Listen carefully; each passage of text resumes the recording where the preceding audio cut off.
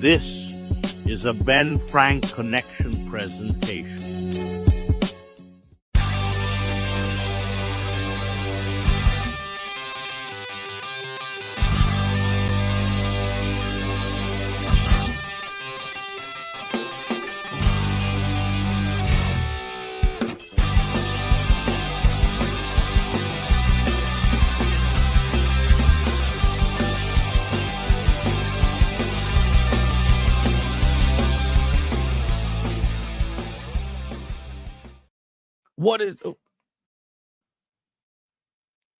What is going on, everybody? We are here for another episode of the ABJ Podcast, episode 111, The Brothers Gray. Before we get into that, let's get some housekeeping done. First and foremost, big news for the channel. We are officially partnered with YouTube. Yes, that is correct. We hit partnership on YouTube.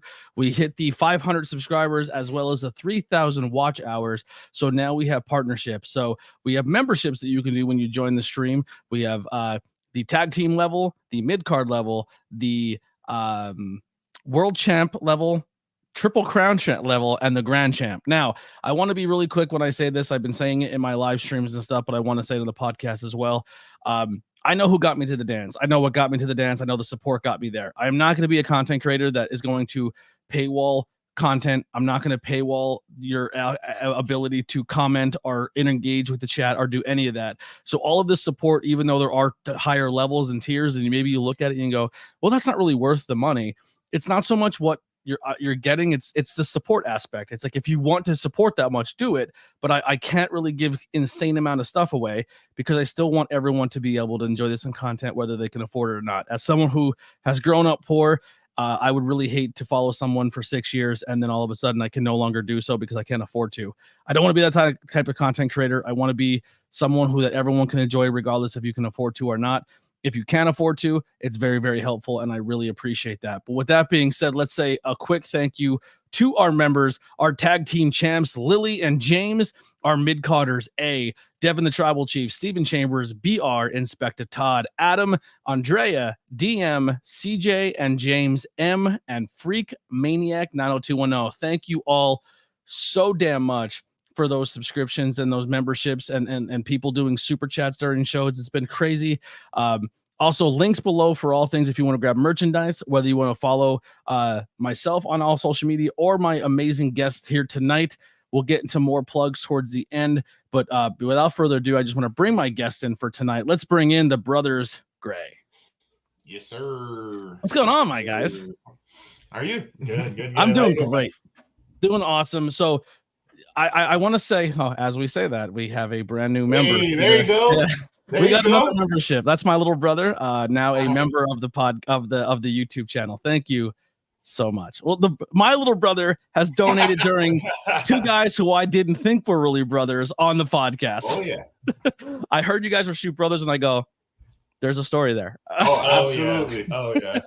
I'm sure we'll get into that as we go, but little pro tip, a little behind the scenes of the ABJ podcast. I get a lot of opportunities to interview people and talk to people. Mm-hmm. And one of the things I made a point coming back and kind of maybe a couple months before I went away was I don't just let anybody on. And sometimes I have to get to know the person before I do it. And we had opportunities now twice where we sat down after shows and cracked a couple beers or had a couple drinks and really got to know each other. And I will be honest, I push this further up the list because I felt like this is one I want to give these guys this platform. I want to give these guys this opportunity because it means more. You know what I mean? Like I really enjoy you guys as not just performers, but also humans. And I can't wait for that to bleed through in this interview. So let's kind of jump into this. Like talk about yourselves a little bit. Let's get your names for the people who may not know who the Brothers Gray are your possible other teams. And also, little bios here. Cool. Alrighty, yeah. I am Salem Gray. I am the younger brother of the Brothers Gray. We are, like you said, we are shoot brothers. We have been together both of our whole lives. Well, he had 16 months of peace and quiet before I got into the fold, but it was amazing. It was amazing time. We are actually from Las Vegas. That's not a fun little character tidbit in our intros. That is a real life thing. We were born in the city of sin. That's, that's how we grew up. It's the lifestyle we know. It's a big town, big city with a lot of people. But We moved around a lot growing up with all of our families in the military. Damien also served over here, so we traveled a bunch. Yeah. And I'll let Damien give you his little bio before we give you a backstory. Like my brother said, my name's Damien. I'm Damien Gray. Traveled a bunch, did the military thing for 6 years, was in the National Guard. I'm a nasty girl, as any vet knows that joke. But yeah, we're nasty girls. That's our nickname. It's hilarious. Did the college thing down in Vegas too, and ended up relinking up with my baby brother. Younger brother.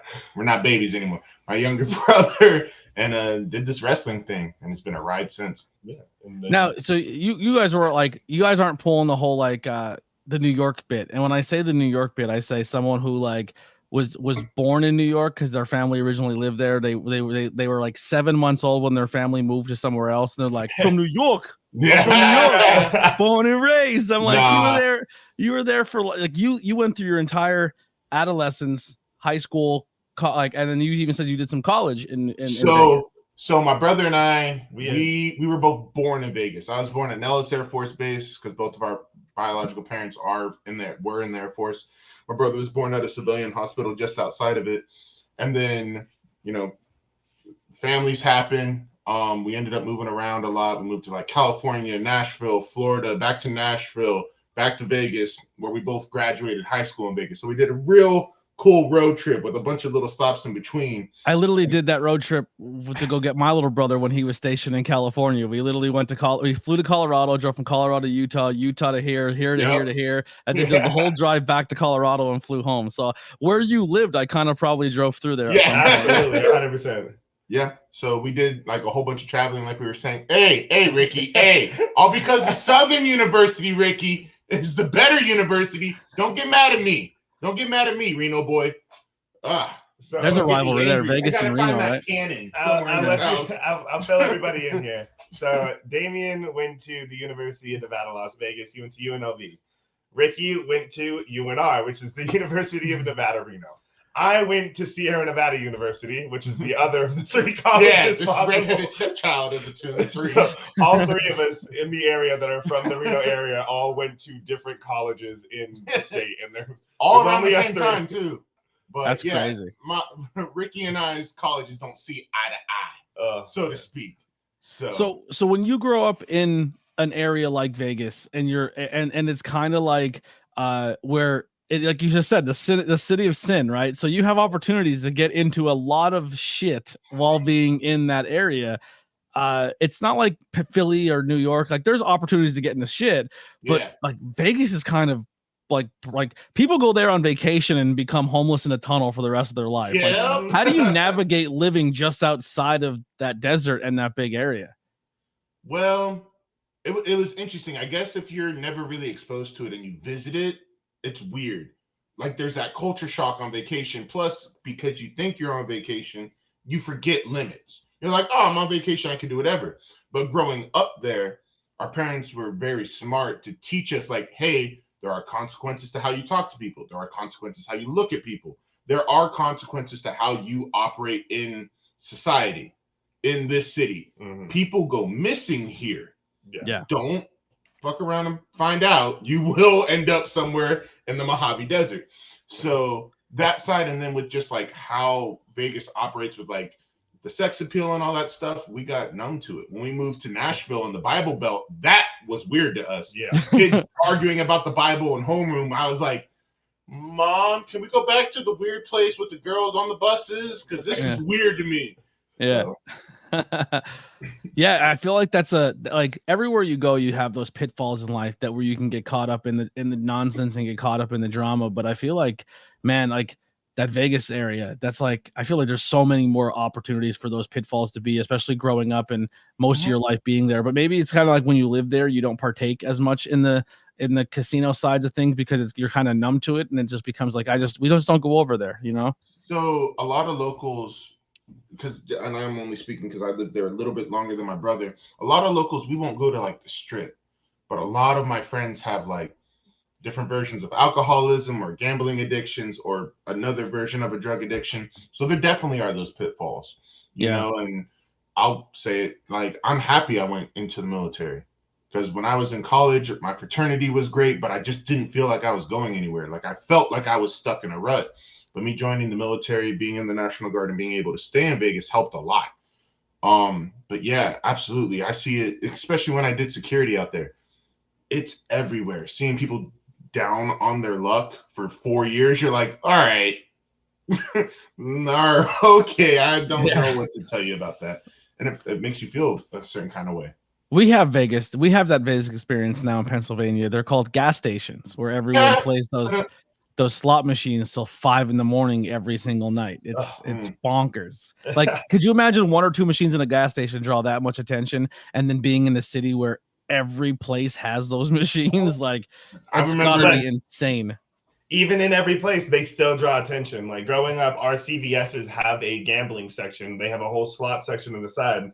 And like that's normal to us. Like, go into a place where it's like, what do you mean you guys can't gamble at all? Like, if I say, hey, I bet you $5 I'm faster than you, like, the cops are gonna show up? Like, that's ludicrous. Like, it just grew up as a natural portion of our life. It was just something we always knew. So it was never weird to us. But I can 100% understand for 99% of the world going there, they're like, this place is lawless. Crazy. It's got no rules. And it's like, we have rules. It's just not yours. Not written down anywhere.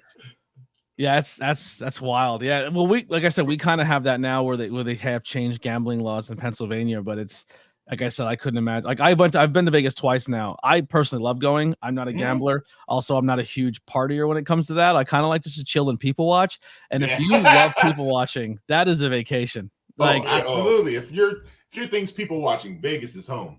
Yeah, people watching in shows. If you like going to do entertainment stuff and going to see shows and going to see like all that and just kind of like going to like music, like I've been to the Mob Museum 4 times. I love it. I thought it was the coolest thing I did while I was there. But like, yeah, I just walk up. I don't like the new strip or the current strip.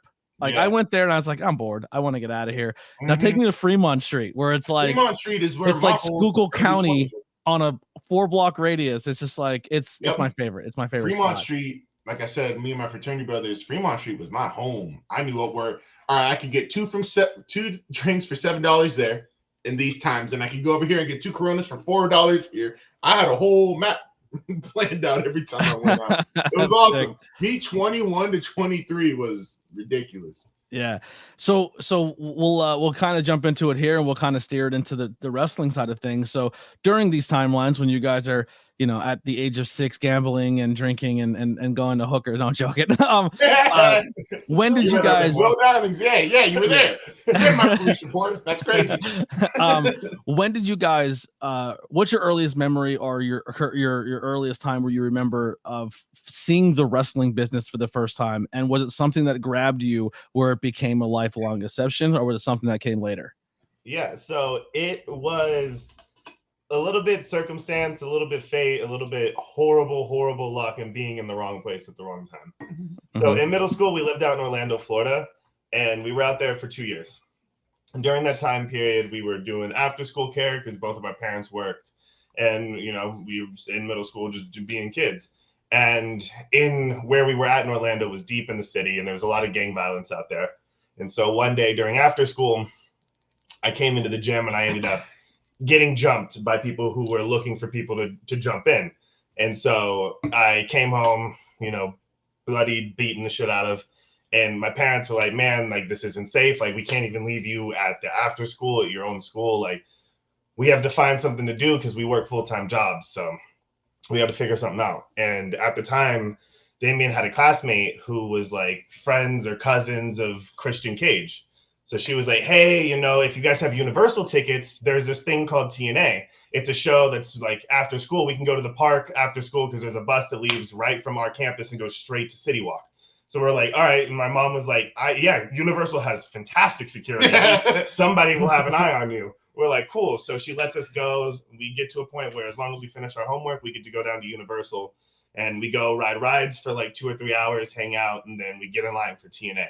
And the first time we went, that is a sick after school program. I got to say, it was crazy. It wasn't like a school bus. We had to like go around the corner and catch the city bus. Because in Orlando, just like every other city, it's really close. So it was like a 10-minute bus ride. Yeah, it was bus super ride. simple. Yeah. And so we were Like, what are you doing for after? I'm going to play volleyball in the gym. What about you? I'm going to watch. I'm going to watch TNA. I got TNA tonight, guys. I'm gonna go watch Samoa Joe. Bye. Yeah, unreal. The first night we were there, like where the entranceway used to come in from underneath the Universal lot, used to come in through the merch area, but that was also like the front facade to LAX's entrance.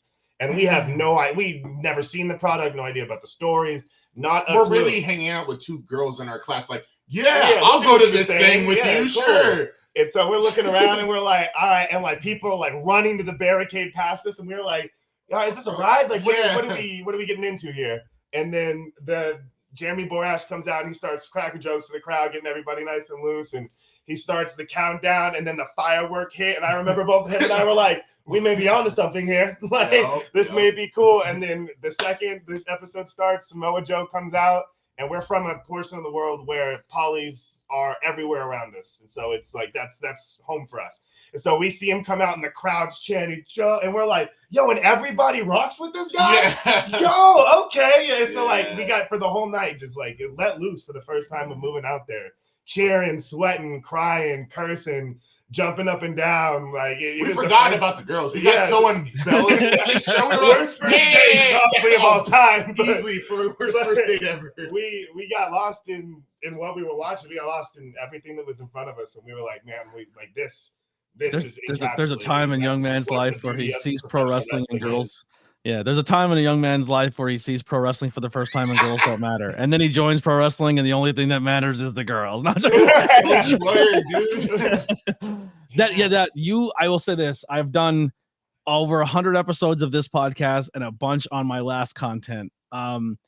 That is the coolest intro to professional wrestling story. You guys awesome. Win the gold medal. That is hard to top. Like most people are like, oh, I turned on and I seen Kane or I seen the pipe bomb or I see like, I'm like, that's a great moment in wrestling to start off. Or that's amazing. Yeah. You're like, yeah, we just wound up at a TNA show and it was during TNA's coolest roster members and stuff and that's the wild part is because our father forbade wrestling. Mm-hmm. He hated pro wrestling. And he was like, because he worked the later shifts, so he's like, I will not come home seeing my sons hit each other in the head with a chair. Sorry, Soriano, our bad. Anywho, I will not see my kids hit each other with a chair. And our mom was like, sure, something to keep you out of the gangs. So that's how it worked.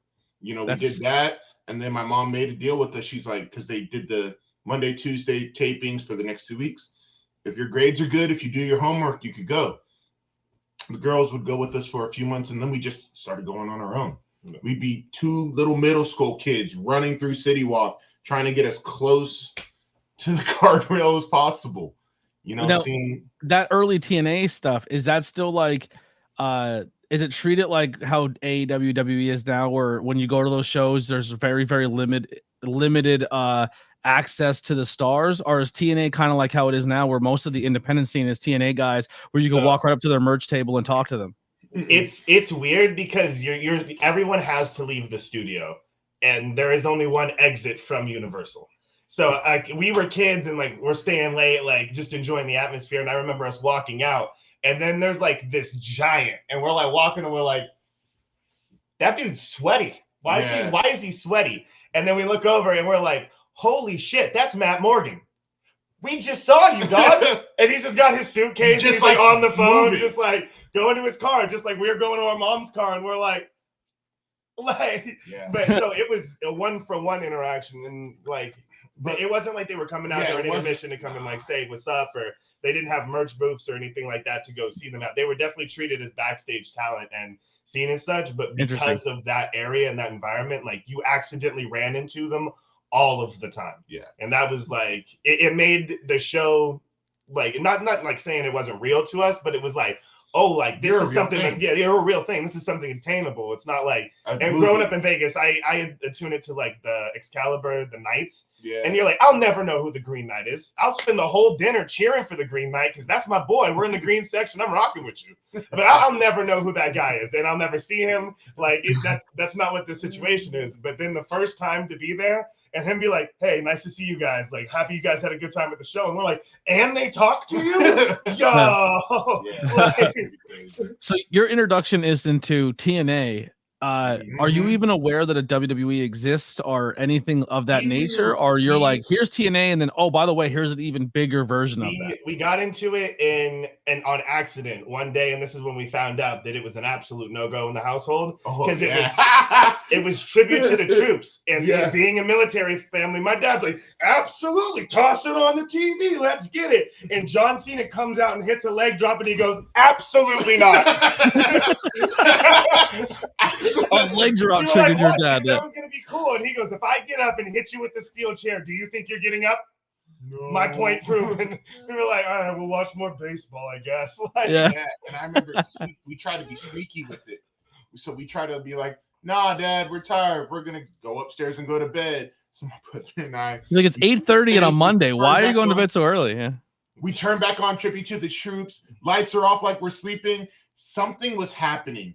And all of a sudden, our dad kicks open the door, and we're like, ah! Because we got caught watching wrestling again.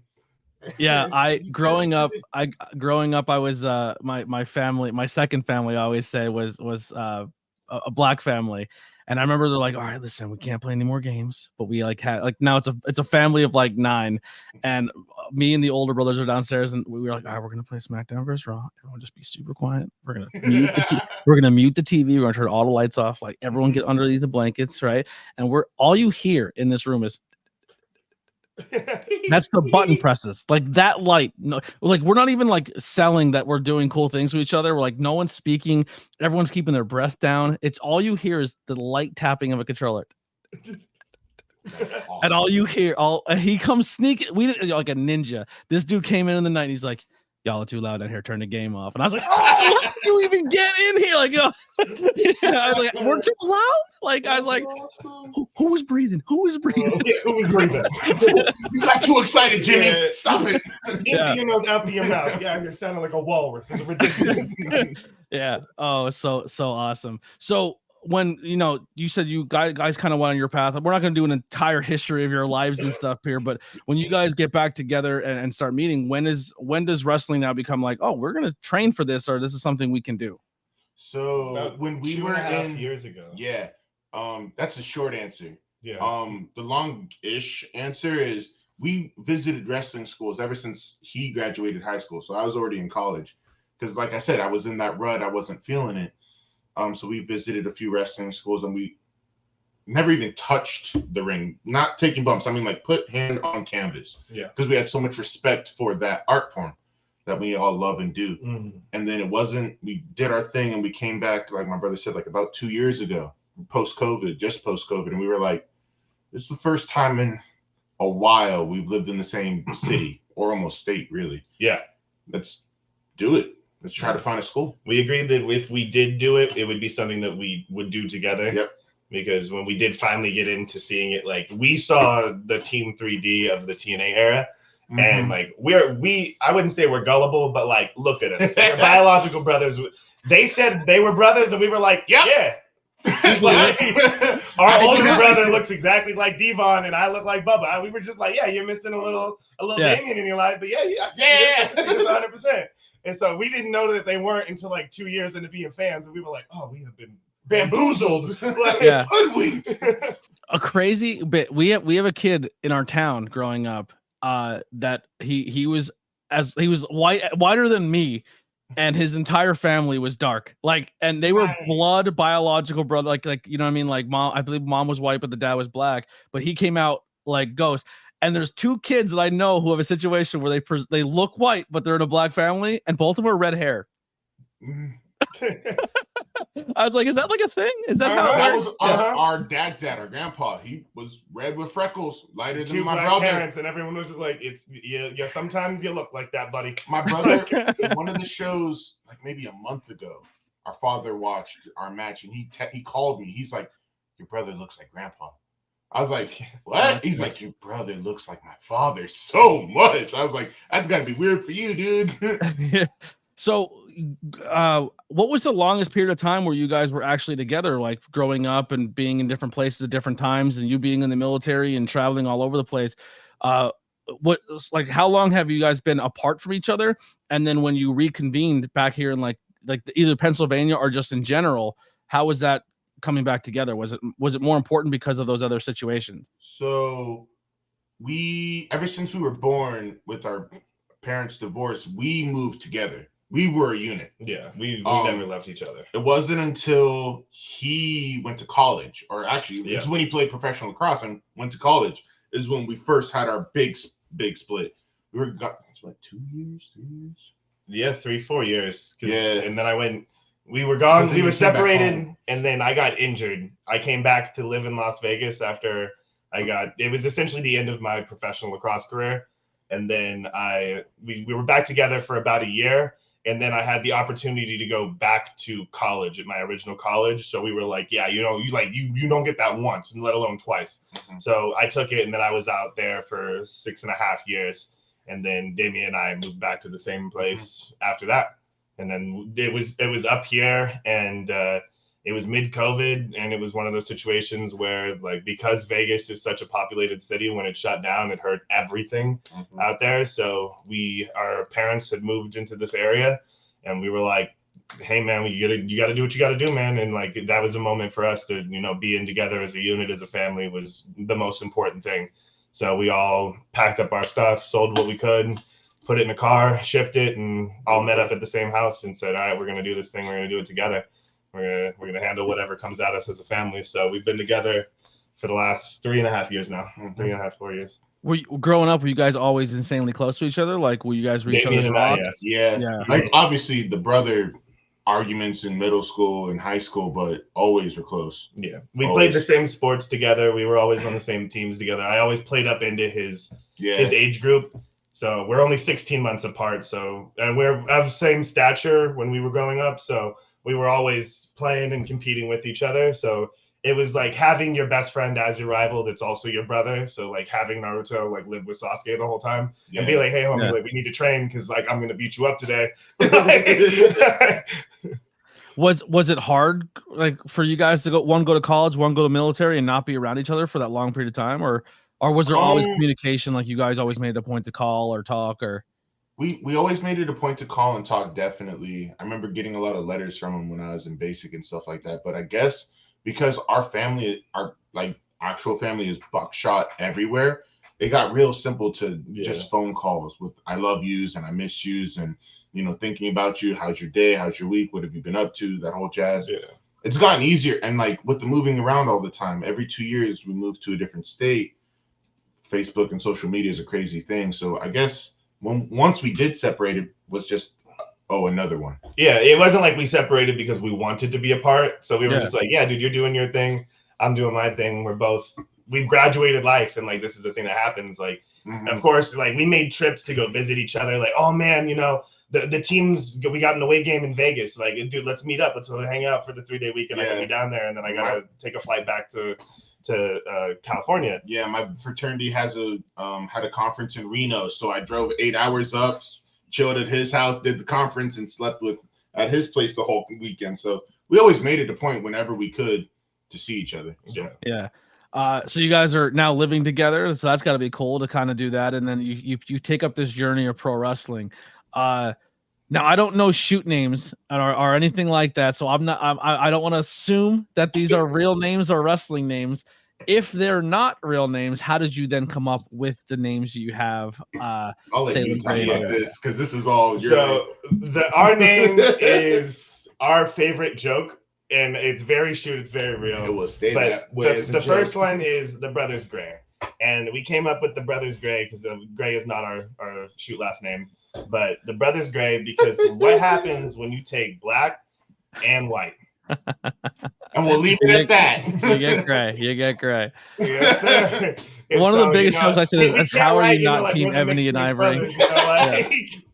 We're trying to tell you without putting it right on the nose. You know what I'm saying? So like we're mixed. We're the Brothers Gray. Yep. And that's what it is. So, and it's a little bit more than that. It's being that's the meaning behind it. It's like, anybody can be a gray man. Anybody who feels like they don't fit in. Yeah, man. You don't fit a category or a box that someone can check you off on a standardized test, dude. Just write down gray. Yep. Feel happy. Feel pride in being an individual or being something that no one can categorize yet. Individualism is sick, dude. Yeah.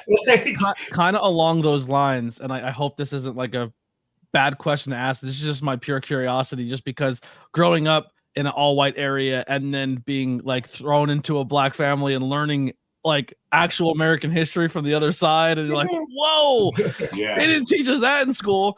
How hard is it to navigate, like, obviously growing up in an interracial family, but then when you're out in the world, you, Salem, yourself, present and look like, for the most, like, not present, but for the majority of people looking at you, they would not expect you're from a black family. Yeah. And then, like, how do you tote that?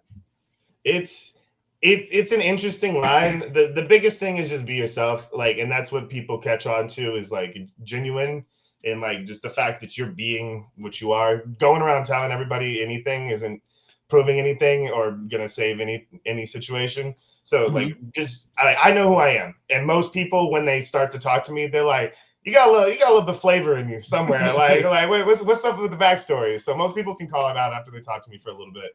Yeah. But it's just like, we've both been on both sides of the spectrum, getting yelled at, called at, everything under the sun.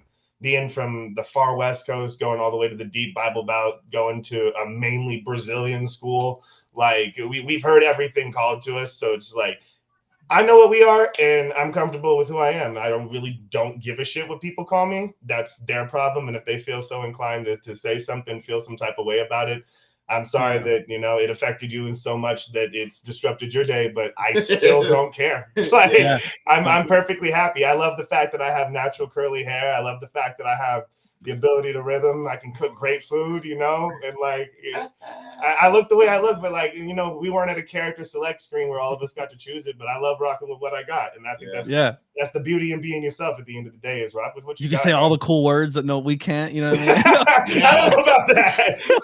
Yeah, I say Jack Turkey all the time. Like, wait, my mom's white, I can say it. No, so like, for me, when I grew up, and like, I called them my brothers. We weren't biological brothers, but they were my brothers. But like, growing up, I have my tattoos, long hair. Now, if you say some racist stuff around me, we're gonna have a problem. You know what I mean? Because I think people see what I present and they're like, one of us. I can say some crazy stuff, especially in today's climate where it's kind of okay to outly speak nonsense in today's times. Like, and then like, my last name is Blackwell. Like, when you're the only kid in an all-white town and your friends are all black, like, that's a thing that people can throw out there, is making fun of your last name, and because you're only it's wild. Like, that was one of the things when we were talking, I was like, man, I wonder how that the growing up wise, like, if someone ever said something about your brother on a racial level, but like they didn't know, like, or in that level, like, I couldn't imagine that I'd be in a lot of fights. Yeah, and that's what happened. I'm gonna be 100% honest with you. A lot happened. Like, it took a very long time to grow up to say that things don't affect me, because growing up, like, dude, like, we didn't grow up with thick skin. That's some shit you grow. Yeah, and like, it is just the world that we live in. Like, we grew up in a time where even now, like you said, people are outwardly going to express however they feel, regardless of what it is. And like, we come from, and I'm going to tell you, like, Nevada's just as Wild West as you think it is. Like, if you're going to say something, we're going to do something about it. So like, speak as well as you're getting well to be in that situation, is as simple as it's going to be. And if you want to lean in and whisper something, not knowing who's friends with who, and you get caught, you got caught. Right? Yep. You should stop trying. Keep that goddamn opinion to yourself. It's always the joke of like, how does every bad joke start, and it's them looking over their shoulder. Right. I'm a secret agent. Don't say it. Well, you probably don't want to tell me whatever you think you're about to tell me. It better be really funny, or I'm going to be upset about it. So growing up, we lived in a place in Tennessee when we spent like a couple years out there, like 3rd through 5th grade for me. Two 2-year tours. 2-year tours of the Bible Belt. And I remember when we first got to this place, like, we're the new students, we're from Las Vegas, so everyone's like, oh my God, who are y'all? And we're like, all right, we're brothers, we're this, that, and the third. And they're like, so y'all are actual both together brothers? And they go, by Lord, we have 5 black people. And then the 4 of them come in, and we're like, 1, 2, 3, 4. And they're like, one half and one half. Y'all make the fifth one together. And we're like, oh my God. That's a good bit. That's a good bit, though. Where did we just move? Yeah. So my friends and I were walking down the street. This is awesome. This is a good one. We're walking down the street and we're going to play basketball. We used to go to every court in town and just play until nobody wanted to play us anymore. And then they would leave and like, oh, it's about that time. We lost 4 in a row. And then we go to the next court. And we're walking down the street. And this old guy's like, boys, come here. And then we go over. It's a white dude, old as hell. He's like almost dead old. Like he's like, you can't even get mad about what he's about to say. And he's like, y'all boys just come out of the coal mine? Because we're from a coal town. And we're like, no, why? He goes, y'all look like it. And I was like, was like,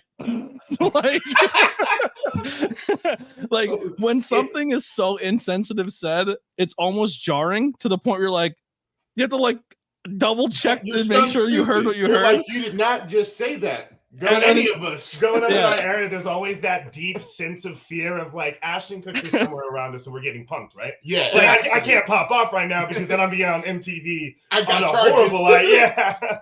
I was like, how do you handle that? How do you like? And there's thousands of those stories of this poor family moving from New York City to White Pennsylvania and just the shit said to them. And I'm just like the one in the back, just like, oh my God, like I can't believe this is being said.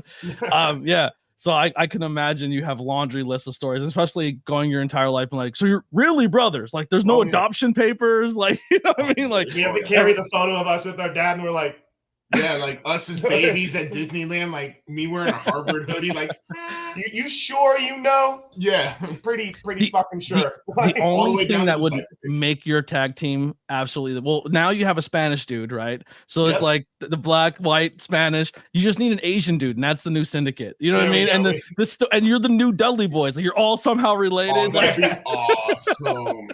So when the syndicate stop being badasses and you want to go full comedy.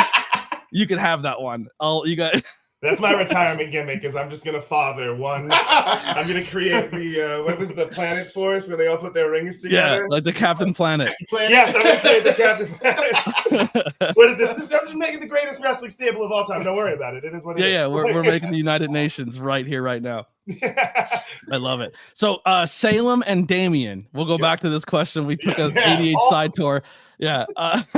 So how do you land Salem and Damien? So Damien is actually Damien. Yep, that's my shoot name. That's my shoot first name. They nailed it on the first try. Thank you, Dad. Write that one off. You're the omen. There it is. Mine is not. It is the least cool thing. It's the most common name in the world. So it is what it is. But so our original characters for our first run, our first time wrestling, we grew up playing the Army of Two video games. And, oh my God, yeah. Oh yeah. Oh yeah. So for us, a lot's about to make sense real quick. We were running home we had like when Gamefly and Netflix would send you the disc in the mail, and you were like, all right, we have 48 hours because we got to send this back. All right, so we got to play this as intently. So we're sitting there and we'd play them to death. We'd buy them on repeat. So we were like, all right, we got 5 more days. It comes back. You get loose. So we play that and we loved it. We loved everything about like the two of them, the co-op, the story. It was great games. Very underrated fantastic. Video games. Why don't they make another one? Our mask is their masks, as a matter of fact. Mine is, my God. Yes. I told you a lot's about to make sense real quick. So we have the masks from them, and I took Salem directly from the game. So his name is Salem. It's Salem completely in a different direction of what I thought. That wears the Cheshire Smile mask. So I thought you were doing more occulty stuff, like Salem, witchy, like, and then Damien is like more occulty, demon, like the Omen. We also played with that a little bit in our heads, and like and it's always something that we can go to. Yeah, especially if we were to go to further companies, it's something we could play with. Yeah. But that's why our first gimmick was the mercenary gimmick with the plate armor. And we had one. We had one before that. Oh yeah, we technically did have one before that. We were with the Brothers Gray. We were following the Brothers Grimm, and like wrestling was our fairy tale, but it was like a dark story fairy tale. Yeah, so we were intellectual. We were way too big and muscular to be the like, we're reading books. Shut up. So we were like, all right, so we are not doing this gimmick any justice. That's what makes that get like now I'm in love with the gimmick more because the Army of Two. Like, so if you don't know the Army of Two, let me just break it down to our audience right now. If you're not a game player, so Army of Two was one of the biggest co-op video games, and co-op is when two people can play on the same screen at the same time, and the game was designed to play with a friend. It was one of the first games where it's like, we're gonna force you to play with somebody.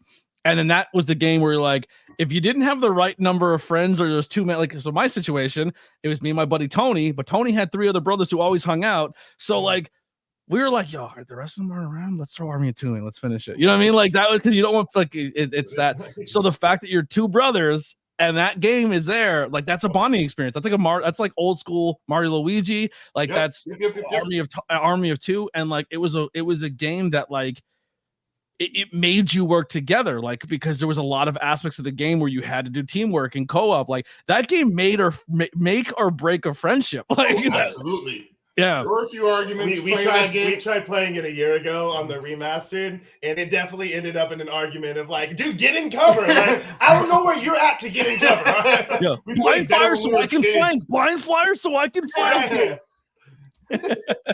I want to be the hero this time. You fucking blind fire. Yeah, pick me up. No, I'm doing. You're gonna die, and you're gonna learn yourself a lesson. Shoot your gun! I'm dragging you. Like yeah. So it's what a cool. That is so. That is the so that's in the chat. They're saying I'm still missing the Salem part. One of the characters from the video game's name is Salem. Yes. Yeah. Mm-hmm. So good, so goddamn good. That's so fucking funny. So you guys start doing your wrestling. You lock down the gimmick. You just lock down your names and everything. You're going. You've been all over the place. You've been wrestling at a bunch of different companies, a bunch of different places. When have you found that moment, or are you still searching for it, of like where it just clicks or it blends, or you have that aha moment where you feel like it's all starting to come together?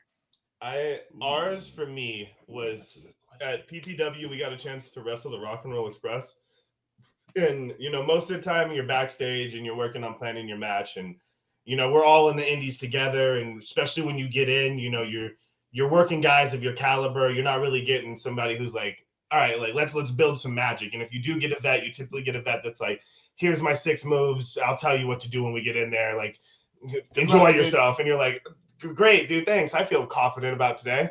And so when we went in there with them, it was like the perfect blend of like, I'm going to talk to you guys. I'm going to tell you guys exactly what's up. We're going to have a conversation about what we're doing. Be a professional. Listen, I'm only going to say it once. We're going to go through the match. I'm going to hear your parts. We're going to move forward. And so we were there and we're like, all right, yeah, dude, like this is regimented. This is straight up. This is real. So we're listening to it. And then when we get out there, the amount of in-ring play, the conversations, the back and forth, and where it's us and championship material against Rock and Roll in South Philly. So like we took what was like essentially a 5-minute, like everyone speak your piece.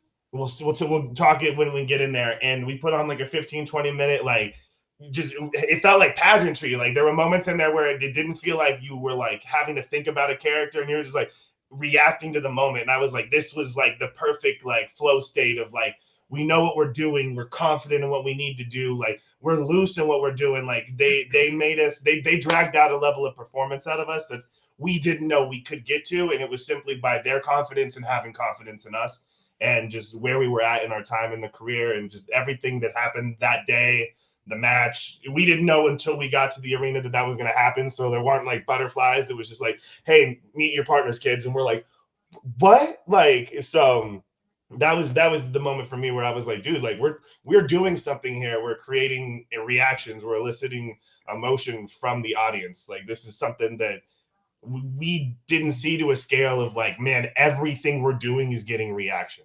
The crowd is invested in this moment right now. And that felt like really empowering to be in a position where you're sharing that with a bunch of really skilled performers. Mm-hmm. How long are you guys into your career when you're getting a match at Rock and Roll Express?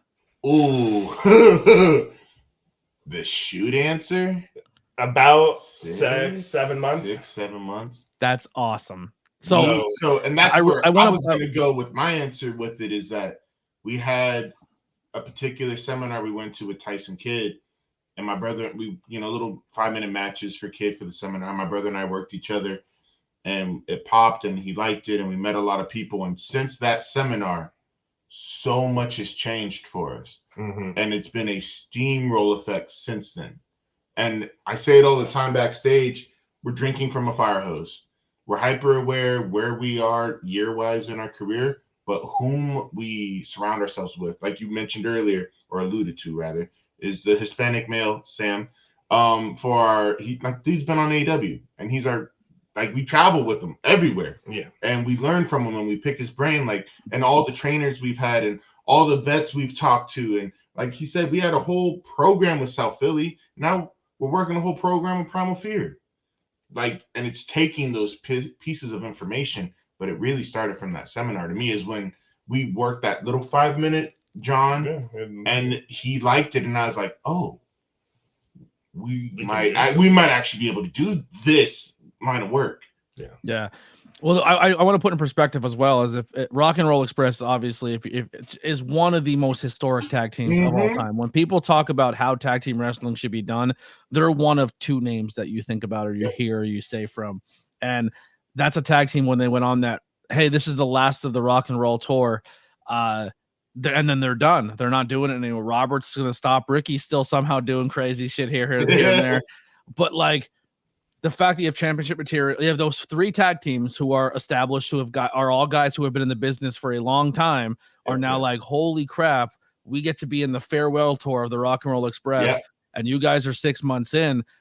How mentally going into that, are you like, yo, we have to show up, show out? Are you it's like how you were saying before, or do we sit back and just do what's asked of us? So it's you answer first. We sit in this kind of interestingly weird situation when we get into moments like this, and it's because of our past in sports and in the military. I played all throughout college. I played semi-pro. I played overseas in Europe. So I played at all levels that I, to my best of my ability, could. And I've been in, overtime, sudden death shootouts. And we've been in, nail-biting games across my career. We've been on TV having to do interviews at 19. I've had high-pressure moments. So sitting there before you go out there, it's not the nerves of oh my God, what if this, what if that? It's it's the dumb things. Dude, did I use the bathroom enough before we went? It's never I never get nervous about the situation going forward because I always feel so prepared about it, or at least calm in my environment. But it's the things I know I can't control. Oh man, I hope I don't get slammed and toot. That was a question we asked in personal one day. Do you have a shit your pants story? You do not yet. You came close to Came close. Yeah, you did. Yeah. That was the fastest powder out one will ever see. I'll tell you that. Oh, I'm hurt. He's selling that splash. Weird. That's super dope that you enter that mind state of just you've been here before, just go do it. That's super. That's sick. But yeah, the put in perspective, that's kind of if Sting was hey, we're doing a farewell. I'm these last 6 matches are mine, and you're one of those 6. That's a big deal. And you guys are one of the teams. Now, I didn't see the match. I have to go back and watch it on PPW or wherever it may be now because they move services every 6 months. Yeah. Who took the Destroyer? He didn't do a Destroyer. Ricky didn't do a Destroyer. They didn't run that. Yeah, we didn't get a Destroyer. It would have probably been Vinnie Mac, to be fair. Yeah, he would have been. He wanted a lot. Yeah. Because I'm sure, because you're saying, it's a pride of honor at that point, something to put in our pin cap. Yeah. So yeah, there's a lot of actually arguing. I'm a taking. No, I'm a taking. No, I want to do this. No, I want to do that with them. So it was a really interesting match in that regard. But I think for my answer to that question for that day, we didn't know we were working them when we showed up. We showed up, we were doing ring crew, we were doing what we do. It wasn't until Paul and Tony showed up where they were like, hey, change of plans. And we're like, oh, it's wrestling. Par for the course at this point. And they're like, yeah, you're going to work with championship material. And we're like, sweet. We like championship material. And they're like, yeah, you're going to go against South Philly. We're in a story with South Philly. That makes sense. Against Rock and Roll Express. And we're like, we're going to do what? With who? With that? Wait. And it completely, we sat down. We were like, we're going to do what? Right. And, we're trying to hold the facade as much as possible of Yeah, nah. We got this. The minute they walked away, we're like, Mom, Dad, you won't believe. You should turn this one on. You won't believe what's happening tonight. That happened to me and BP. We were at Hamburg for the first Legends of Hamburg Fan Fest, and we showed up early just to kind of get content and see what's going on. And they're like, "Yo, Blackwell, I know this is last minute, but do you want to host the demolition Q&A?" And I was like, "Yes." Yes, I do. I was like, "Can I film it?" And they're like, "Yes." I was like, "BP, we're doing it." And it was me and BP essentially hosting a demolition Q&A. Like I'll never wrestle them, but as a content creator, I worked with demolition. Like I was like, yeah, that's awesome. Yeah, super dope. But that's fucking crazy. That like you guys have 6 months in and you're putting matches together like that. Like, and I've seen you guys in a lot of different environments. I've seen you, in the Northeast scene. I think the one I was most impressed with used to was your match at BYOB at in that thing, because that ring was too small for two big guys like you. Yeah. Oh man. So I think each one of you can put your feet in one corner and touch the other corner. It was tiny. Yeah. Yeah. So I'm 6'5" and Damien is about 6'3". So we do occupy a large amount of space in the ring. So 100%. And we actually, the funny thing about that ring is we used that ring on our very first bumps. So we were well adjusted to, this is how you have to move in this small of a ring. Because when we first got to an 18 and a 20, we were like, "Yo, y'all have so much room for activities. What the hell?" Right? We've been wrestling in the apartment the whole night, like. So yeah. It was plus stacks, Ricky. Plus stacks, yeah. The one who did not understand the canon gimmick at all. Yeah. No disrespect to everyone that night. Everyone put on a great performance, but that tag match was my match of the night. I really, really enjoyed that one. I didn't even know I was doing commentary that day. I showed up and like, "You and Pete on commentary." I was like, "All right, let's do it." Like that was just kind of like, I wasn't expecting it. I was very thankful I was able to, but yeah, that was a really fun match between you two, Ricky Price and Stacks versus Brothers Gray. Let's kind of switch gears here a little bit. We're getting close. Actually, before we do that, do you guys have anything coming up that you guys want to talk about? Anything you're excited about in the world of professional wrestling?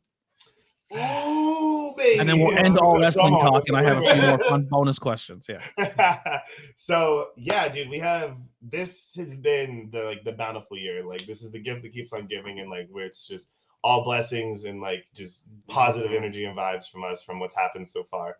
So we leave in about 2-3 weeks to go down to Florida again. So this will be our second trip down to Florida, but this will be our first run with WWC. Yep. From Puerto Rico, the WWC Florida extension. So that's going to be really cool. We're wrestling with Sam on their anniversary show.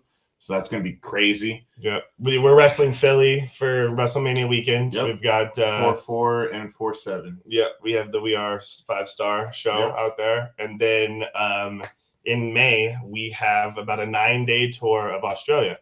And we have a couple shows, a couple dates out on the other side of the world, trying to experience everything that's wrestling. Do you know where in Australia you'll be? Sydney.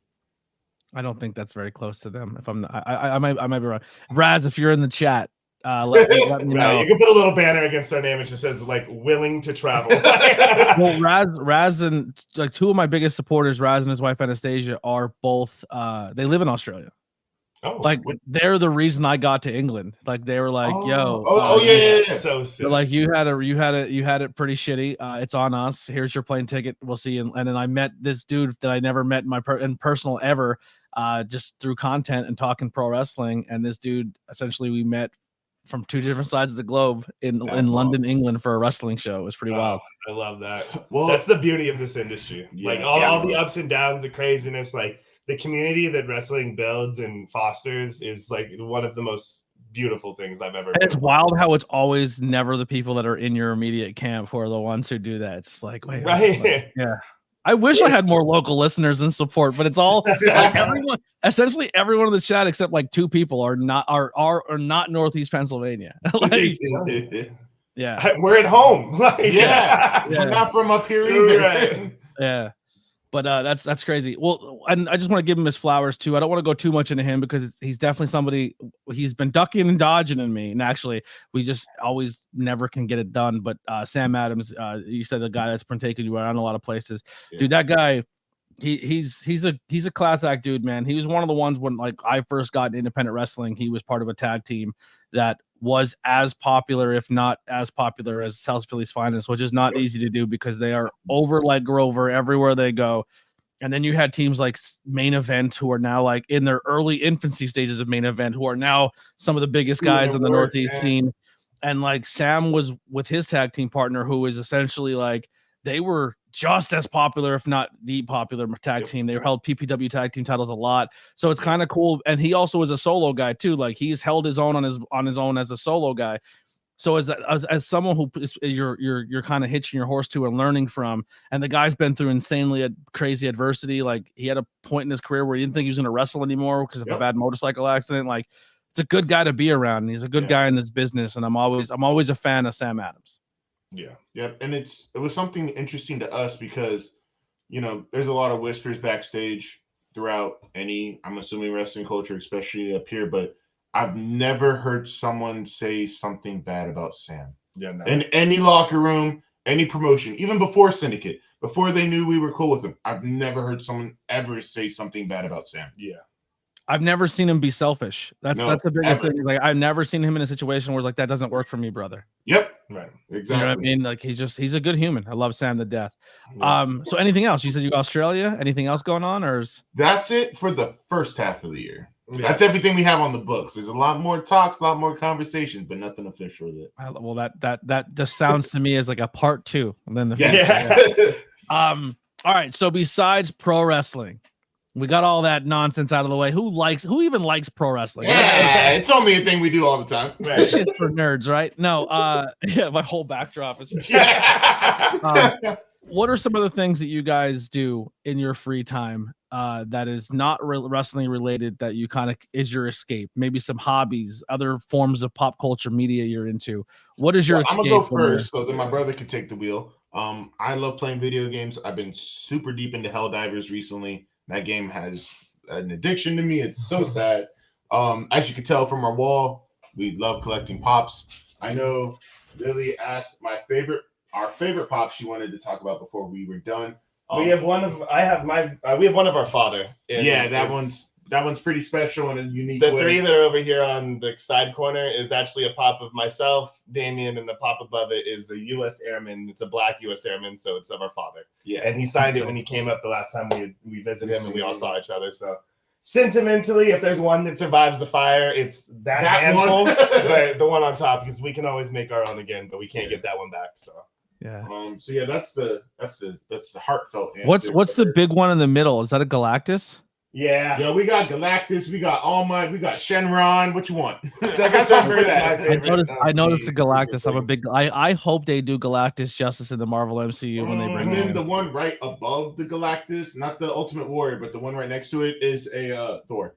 It's Thor, it's the neon synthwave, 80s edition. Thor. I had a ton of Marvel DC pops, and essentially they paid for the start of my podcast. So when I was starting podcasting, I sold all of my collectibles. I Kevin Smithed it. I sold all of my stuff to start my dream 6 years ago of podcasting. So I don't have any of my Marvel or DC pops anymore.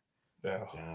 Yep. Yeah, I was gonna say once we make the big move, I'm sure that wall's gonna get because it goes below the couch too. It's not just those 3 rows; it goes below the couch to the ground.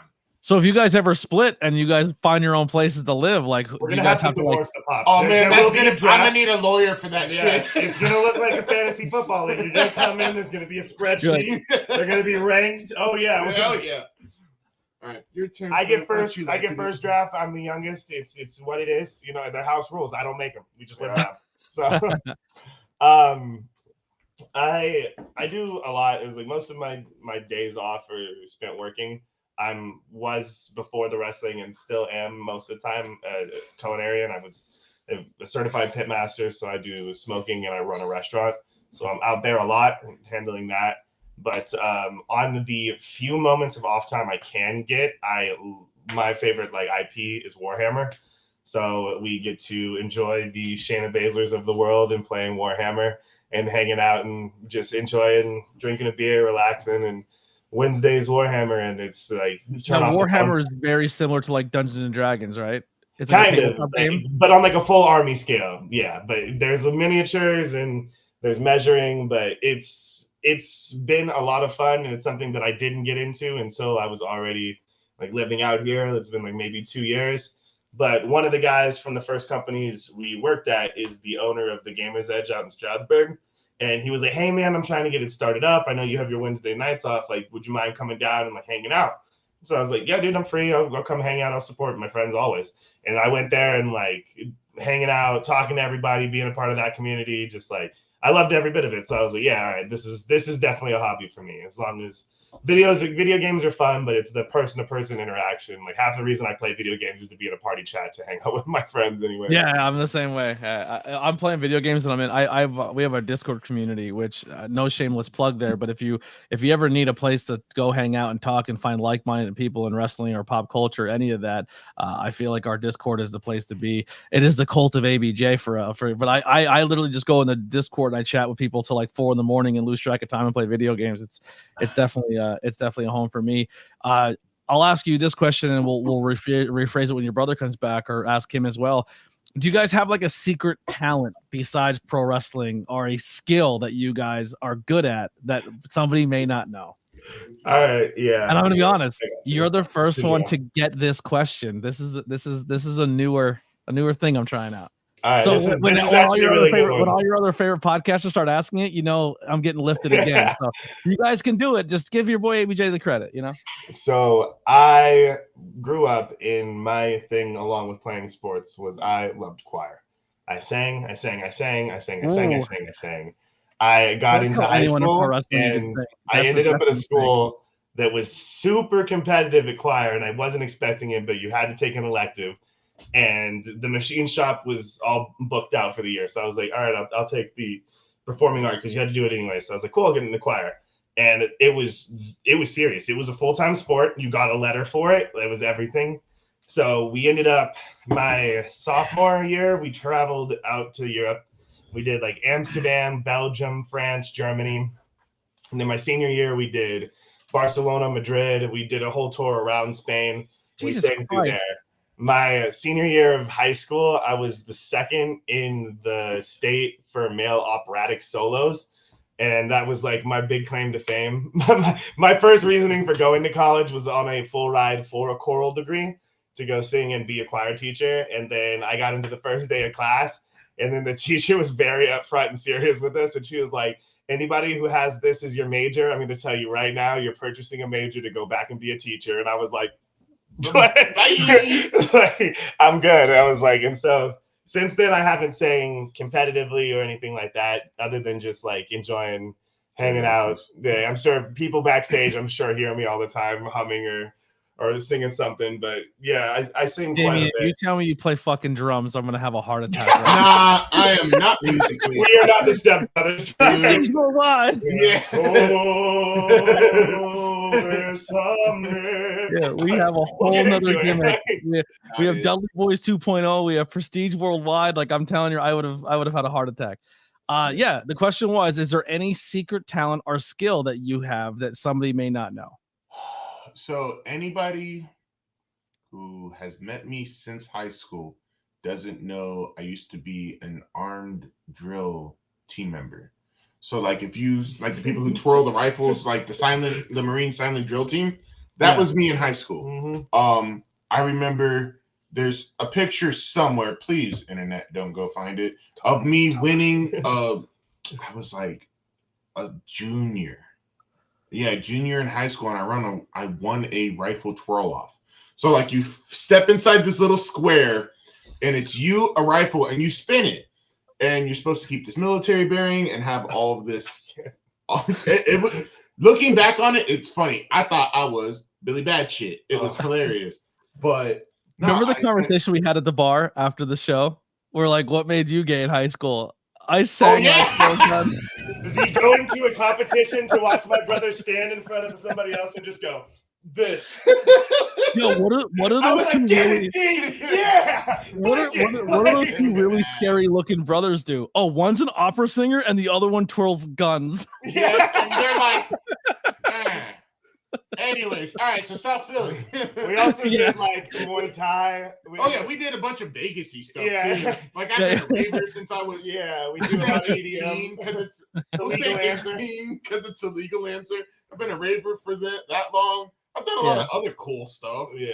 But that's the one that came to my friend of mine. That's hilarious. I love that. That's cool though. That's like a neat. Thank you. I appreciate that, Austin, for letting me know that link's not working. You're I will update that gonna now. need to see the whatever spot we come up with. Somebody hands him like a plastic rifle, and he's like starts shaking, starts spinning it and going ham. You're just like, oh god, this is some Winter Soldier shit right here, man. Fuck around and bring a rifle, a spinning rifle. So good. Show. Please don't bring rifles to our show. Please don't bring rifles to the show. Please don't bring rifles to the show. Please. Can you do it with a broomstick, or is it not the same weight distribution? I can kind of do it with a broomstick. We'll figure it. We'll get the weight distribution on the kendo stick right. There we go. Yeah. We'll work a kendo stick into it. All right, and last one. Sandman got real kung fu-y. Yeah. Last question is going to be, and then we'll get to any questions in the chat. So if you guys are here live, I do like to go to the chat. If anyone has any questions, you can ask the team before we get them out of here. If so, you guys are into like the pop culture, the pops, everything like that. So I'll give you 3 pieces of media. You can do a video game, a movie, and you can even throw a book in there. You can give me a handful, or you can do a whole bunch of movies or whole TV shows, however you want to split it up. But what are some of your favorite pieces of media? Ooh. All right, I'll start in reverse order. So I'll go the book first. In middle school, we read a book. It's called Drums, Girls, and Dangerous Pie. And I don't do a lot of reading, and I'm not a guy to sit down and crack open a good book. Like that's just not me. But I remember reading the story, and it's about like a brother and his situation with his little brother going through like chemo, and like him going through middle school with all this like crazy world changes, and just like seeing it, and like you're at that point in your life in like 6th and 7th grade where you're like, no one understands what I'm going through. Like every feeling I'm having is isolated emotion, and no one would ever understand. I'm reading this book, and I'm like, damn, yo, like this is I'm crying on paper. What am I doing here? And so that one, it's a very obscure book, and it's definitely not on some top readers list, but of anything I've ever read, that is the one that stuck with me. And I'm like, it was my favorite book I've ever read. Nice. TV shows, we are currently on this Shogun kick.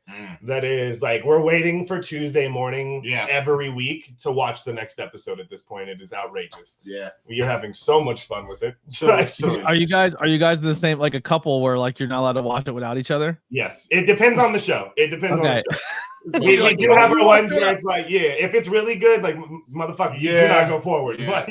But I like that though. You guys will sit in the same room and watch a show together. Like I think that's a cool thing to do. I think there's this point in life where couples or relationships or brothers or best friends, they like that's a moment that you kind of lose with your friend. Like when you used to sit in the couch and watch a show together, or play a video game. Like it's like a lost art. So the fact that you guys are like, yo, Tuesday, it's our day, let's go watch a show. I think that's kind of cool nowadays, because like when we all were growing up, we didn't have Hulu, Netflix, YouTube to watch it whenever we wanted to. It was hey, 8:00, motherfucker, we're sitting in front of the TV, we're gonna watch whatever, and then we're gonna keep it pushing. Yeah. But yeah, right. It is a lost little connection. And we still do like play games together. Like right over here is my TV and game station, and we're currently on Damien's. And like tonight at midnight, MLB The Show drops. 24. Let's go, baby. We have an alarm set. We have a timer set. We play together on the same team. My brother in the chat, who actually became a member at the beginning of this stream, he is a MLB streamer. He does very, very well on Twitch. Yeah, he's pretty good at it, and he has a pretty big following at it. His name is Captain Butters on Twitch. Nice. Yes. Okay. Yeah. So maybe you guys can link up and play some baseball. Awesome. I'm terrible at baseball. Yeah, I was gonna say it's not something we do too often anymore as our schedules have gotten busier and busier. But we do try to stream on Twitch as much as we can. But our Twitch thing is, and this is like our last of our big guilty pleasures. So I'm gonna replace movie with like favorite thing to do. Yes. Is Formula One. We fucking love Formula One. Okay. Diehard Red Bull fans since the original days, and since pre-Verstappen. Yeah, the pre-Verstappens. Yeah. So, which it doesn't feel great to say it out loud. I'm sorry, guys. But, we have I have a simulator, and Damien has a controller, and it got to the point during COVID we were like ranked in the world. Like we love racing. We have a whole simulator. It's just in the living room. I had one. I gave it away. I don't have it. I do. So there was a moment right during COVID or right before COVID where me and a bunch of people were obsessed with the NASCAR video game. We sucked at it, but we had a blast doing it. And we were like, "Yo, let's just get in the NASCAR. Let that be our thing. We'll NASCAR."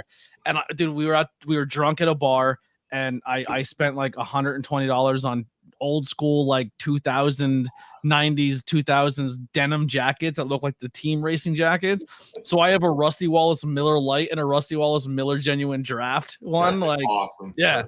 I'm actually losing a lot of weight. I can actually start wearing them. So, but now it's getting warm, so I have to hopefully it'll pack on the pounds before next winter. But fall comes in, I'm gonna be looking hot, baby. Yeah, I'm rocking in my Rusty jacket. What's your Twitch channel? The Brothers Gray. Yep. Some underscore somewhere in there. I think it's the _brothers_gray. Is it on your link tree that you guys sent me? Ooh, I don't believe I did, to be 100% honest. It's on our Instagrams. Oh no, it's in there. It's in the links below. Your Twitch channel is below. Look at us definitely your Instagram, your Twitch channel, and your Teespring are all linked below. Yep. Yeah, sweet. Cool. Anything else that you guys are into? Let's see. Love anime. Have loved anime since we were in middle school when we used to get thrown in garbage cans for it. I used to always joke because when we got into high school and we started doing the lacrosse and football stuff, I used to always joke. I was like, "Oh no, we were nerds first. We just became the size of athletes." Yeah. Our biological father played in the NFL, and we always brother did sports. Mm-hmm. They were just never the forefront of our care or passion. We like anime. We were just good at them, so we were like, I guess we keep doing this. Yeah. All right. I guess if a college wants to talk to me about football, I'll keep playing football. Cool. Right. Yeah. So anime. I always wanted to be an NFL player. I always wanted to play in the Super Bowl. Anything like that. And then he's like, my kids. One's singing choir and the other one's twirling rifles. Oh yeah, dude. There had to have been at least one baseball moment in our father. All of their genetics are perfect. They are 6 foot, over 6 foot, 200-pound monsters. Well, here's the thing: our older brother played for Bobby Brown at Florida State, so we have Bobby Brown, Florida State. All right, our two dumbasses. He had to have been like. Right. Where did I fuck this up? Yeah. I remember getting goddamn I was just like, that after school program, TNA Wrestling, ruined my boy's dreams. Yeah. He had dreams of the big time, the showtime, the lights. He wanted to be the best tap dancer this side of Mississippi. Is there any other media before we get into it? We have some questions in the chat. Just the normal stuff. Star Wars, Lord of the Rings, all the trilogy stuff that I can binge watch. Harry Potter, all the stuff I can waste. I just seen Harry Potter for the first time this year.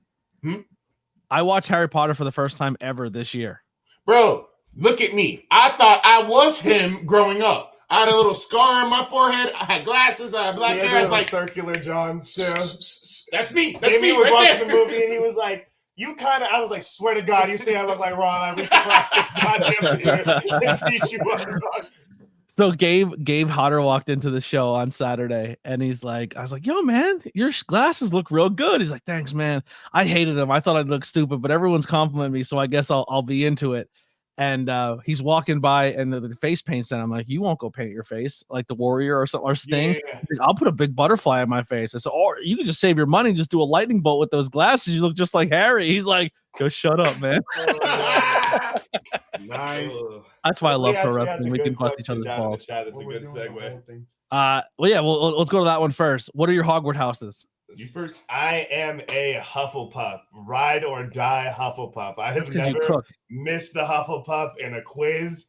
We went to like the Hogwarts, like you did the little tour, and this was right after Prisoner of Azkaban came back. And they were like at the Natural Science Museum. So we were up there with our father for the summer. So he took us to the exhibit, and they had like the little sorting hat thing.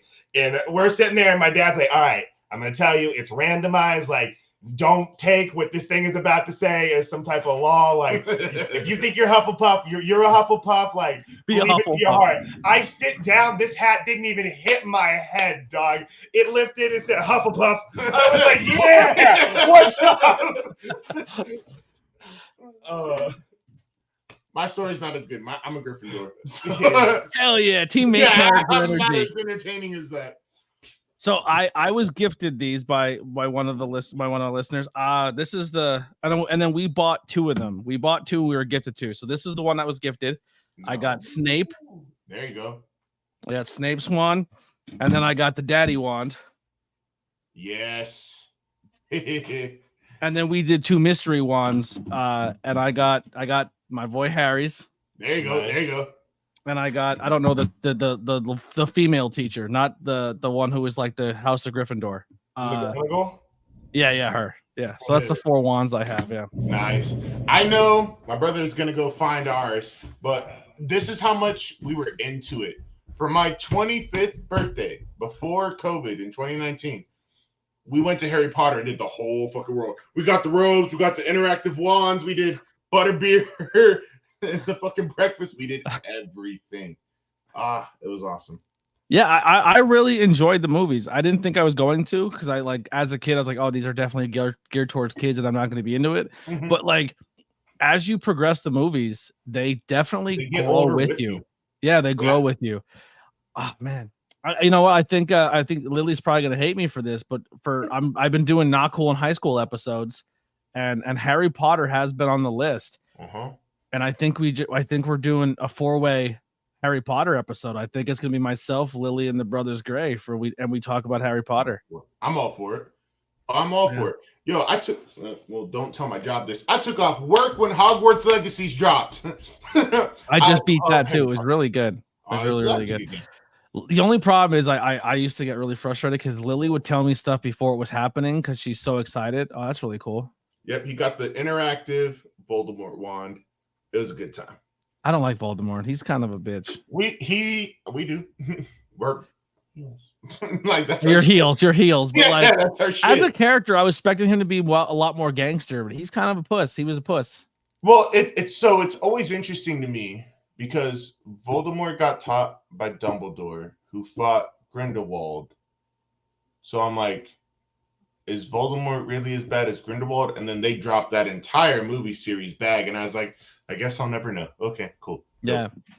And Lily says she's Team Hufflepuff, but she recently just took a quiz and now she's Slytherin or something. I don't know. Oh, then she must love that. Or Ravenclaw or something. Yeah. Her favorite in the movie was Sirius Black. That was her favorite character of the whole movie. Nocturnally? Yeah, the Nocturnally. Mm-hmm. Yeah. I watched it. My favorite in all of the Harry Potter is Bellatrix Lestrange. And so when I saw her wand and mask, I was looking at the Voldemort wand I had in my hand, and I was like, well, this wasn't at the other store. Leave the sign that says the one you want is in the other alley, dog. Like, yeah. I kept walking. I was Team Harry the whole way. I was Team Harry. Mm-hmm. Oh, yeah. Yeah, I was definitely Gryffindor the entire way through. And then everyone's kind of like, if you come at me with that bullshit that what's his name's the actual chosen one, I will spit in your face. Neville? He's not. Neville's not the chosen one. Yo, the universe was like, bro, we have thrown so much at Harry, we have to eventually throw him a bone. And every person that we throw a bone to help Harry drops the fucking ball. And this kid stepped in shit and actually got it right. Like, you're not going to tell me that Michael Jordan carried the Bulls for 6 seasons and did everything he did, and Stephen Curry hits 1 point, hits a game winner, and now Curry's the greatest Bull player of all time? Stop it. I love it. Oh, I like that in like the theory of this, like he's the unforgotten kid and has the best glow up of the series, and Harry is the same height he is at the beginning of the series. Neville, I get it, you weren't, but you won, buddy. Just take the sword. It's a dub. you're not married to your best friend's little sister of 4 years, man. Maybe meet somebody not from the same 6 houses. So, before you branch out on this, he was talking about having ABJ, the Brothers Gray, and Lily on for a 4-way Harry Potter podcast. I was like, bet, absolutely bet. We can do hours, and we're gonna have because I'm a content guy. I got to spice it out. We're not doing a whole series in one movie. Like we're doing part 1, and then maybe next month we do part 2. Like we're spacing it out. I'm so down. I have so many people who want to do trilogies with me that I'm super. I have Harleen who wants to do the Saw franchise. Ooh. I have Sam. I have Sonny Defarge who wants to do the Terminators. My buddy Ralph wants to do Back to the Future. What's another franchise I was hit with that somebody wants to do?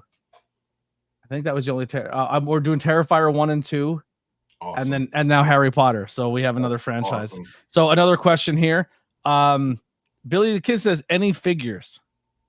Well, they have their own pops, but do you guys collect any other figures besides pops? So after the TNA thing happened, I got really into the wrestling figures, and the starting of looking at wrestling less is like, oh, this is TV, or oh, this is production. Fighting. And to do something with it was I used to take the wrestlings and I did stop motion like action. So I did the photos, I planned the matches, I was booking cards, I was doing production, I was cutting vignettes, I was doing the whole kit and caboodle, brother. And there is a deep annal of history of which they still exist. I have recently watched. Our father sends it to us all the time. Before a big match, he'll send us a match that my brother produced in middle school. Like, don't forget where you came from. Right. Don't forget where you came from. So I'm waiting for the WWE, like how they got their episode, and then I'll let them know what that very secret username is. I'll be like, take it, save the footage, delete the shit. Yeah. Billy actually made me a figure. There's a 1-of-1 ABJ figure in existence, and it's hilarious how he made it. Because if you look at me, how do you make a ABJ wrestling figure? And the answer is you take Kevin Owens' body and put AJ Styles' hair on me.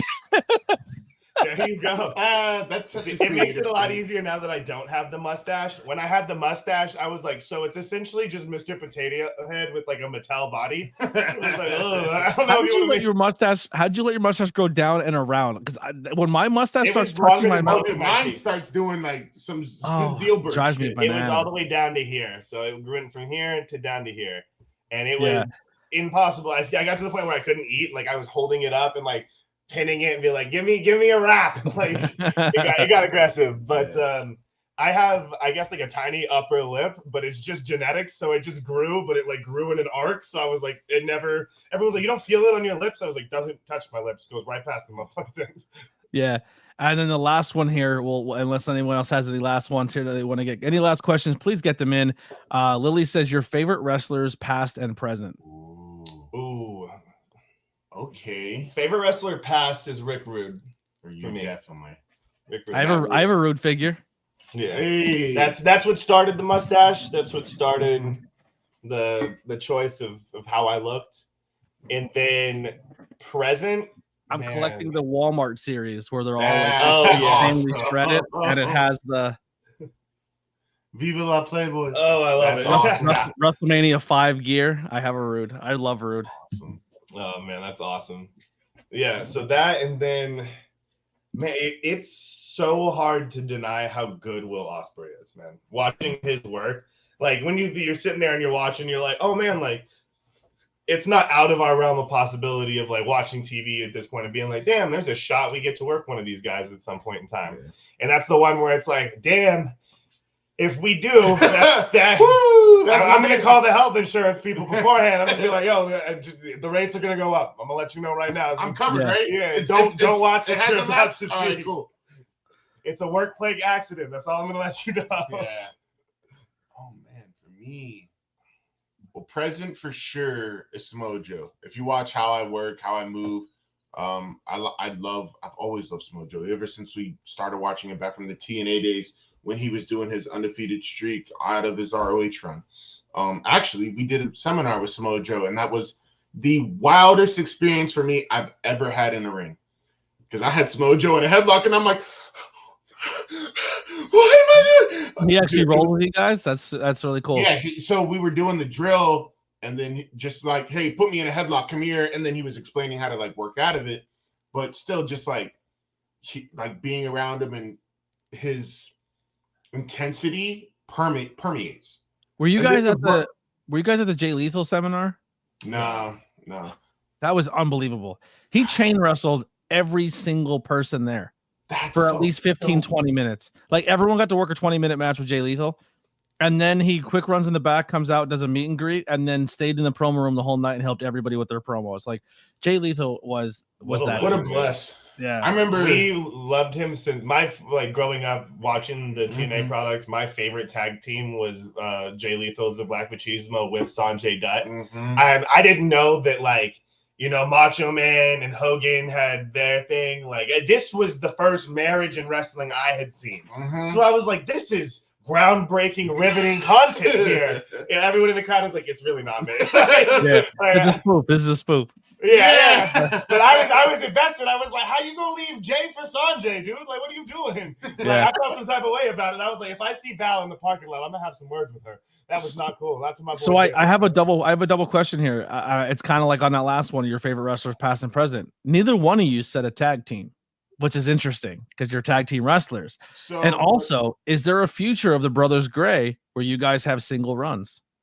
So we both like singles wrestlers, but when it comes to tag teams, every brother tag team, and I've said this before in other podcasts, and I'll happily say it here, we love watching how brothers maneuver through the business, not only in ring but the outer ring stuff, because as anyone who does this business knows, those are my brother, his first match was at 1CW down in Delaware. So we would have loved to at least meet those gentlemen, but any brother tag team we would love to work with.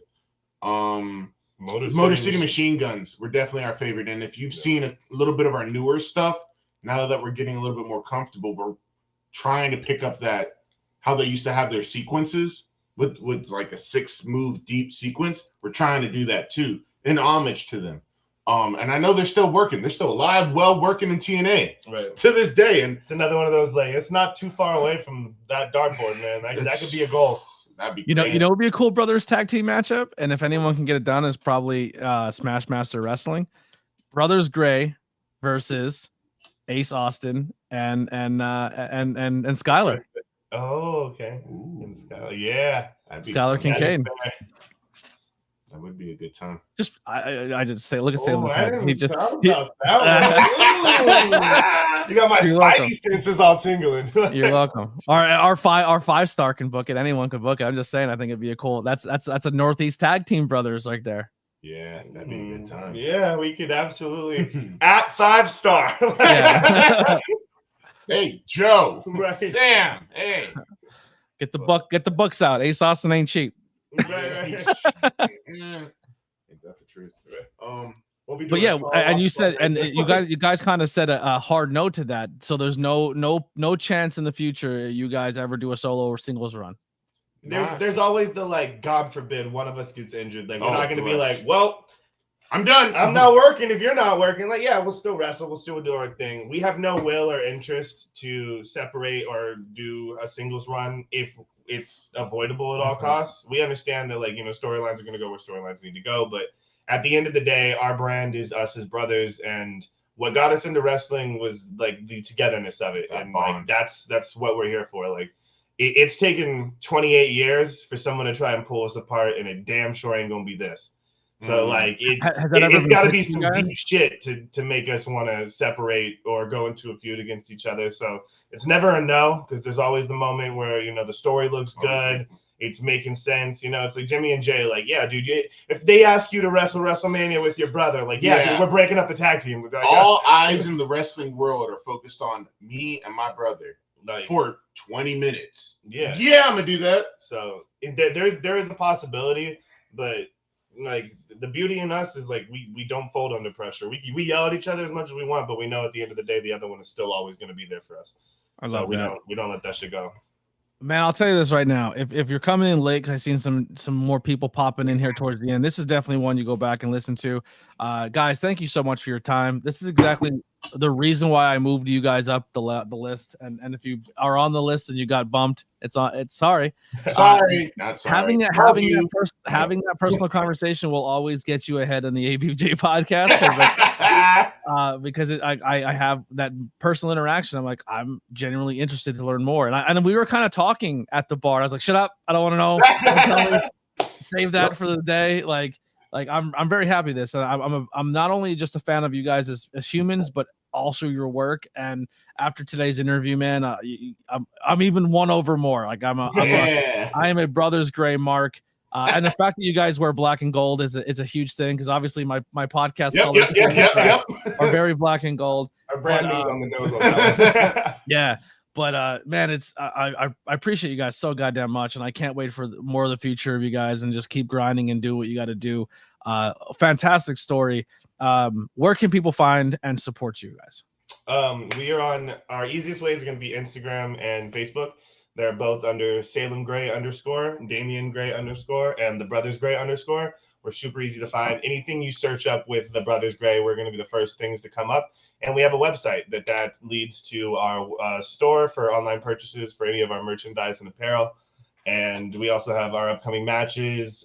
There's a whole breakdown of our entire history of every match we've ever had on there. So you can see everything we've done. You know, we're pretty transparent about, you know, what we do, and we love our art. We love our craft. So we try to represent it on that website as much as possible. Yep. Awesome. And then love you too, miss you too, Billy. And then follow this guy. If you guys are just tuning in to see the Brothers Gray, follow this man. Help him reach 1,000 subscribers here on YouTube. Follow him on all platforms. Trust us, this is a dude you want to watch. There's best reels in the business. Oh, best. We've done a lot of work. We've done a lot of podcasts. This is by far the easiest hour and a half. Wow, literally an hour and a half. This is by far the easiest hour and a half we were able to do. Follow this man. It's not only wrestling that he puts on this platform. Follow him. You will be entertained. Absolutely. I will. Well, I'll appreciate that segues into here some stuff. Links below to follow myself as my guest. There is merchandise and t-shirts. I promise you, I have more logo spoofs than anyone in the game. And I haven't even uploaded them all yet.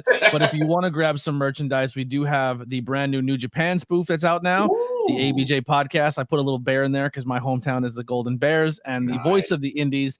I struggled with that because I didn't want to just be like the voice of the wrestling indies, because I like indie music and indie art and indie everything. So I try to give it. And then because our colors are black and gold, we got that spoof as well.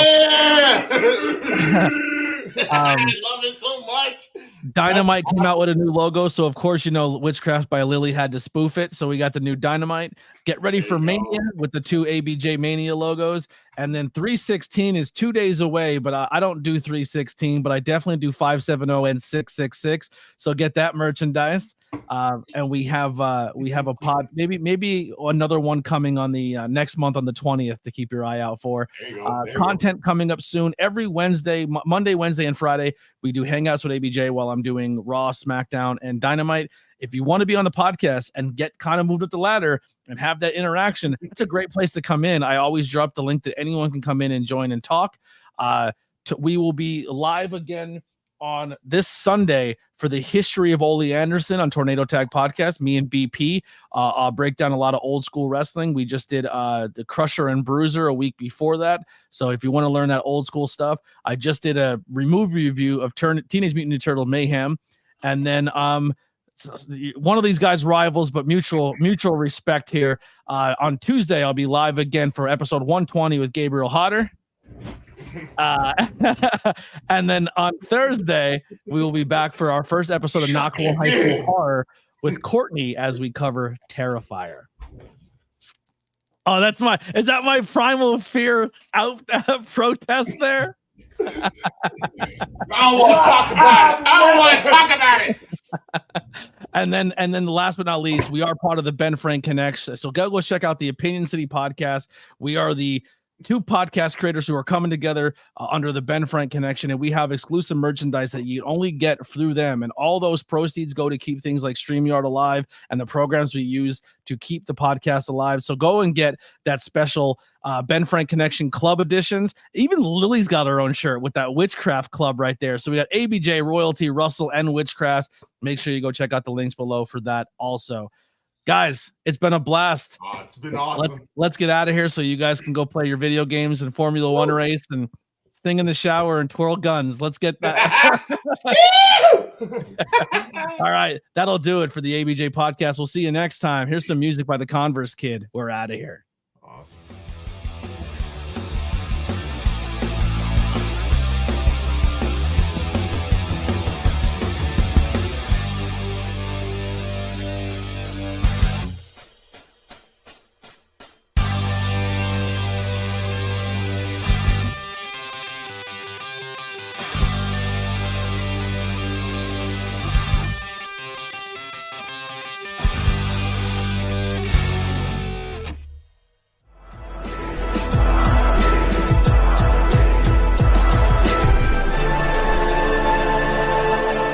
Thanks for watching this presentation.